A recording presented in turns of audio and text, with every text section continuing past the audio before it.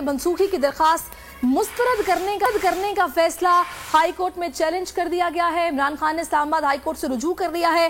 Additional session جج کا گزشتہ روز کا فیصلہ ہائی کورٹ میں چیلنج کیا گیا۔ اسلام آباد ہائی کورٹ سے وارنٹ منسوخ کرنے کی استدعا کی گئی ہے۔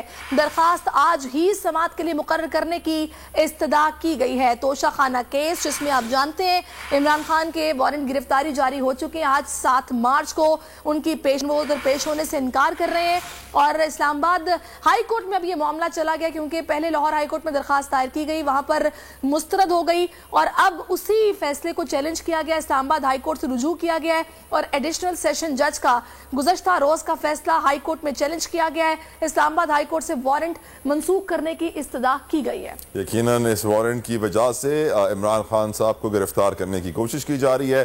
ان کی لیگل ٹیم نے اعلان پہلے ہی کر دیا تھا کہ عمران خان صاحب عدالت میں پیش نہیں ہوں گے، تو اسی لیے اب پلاننگ کے تحت ہائر کورٹ سے اس اریسٹ وارنٹ کو منسوخ کرنے کے لیے رجوع کر لیا گیا ہے۔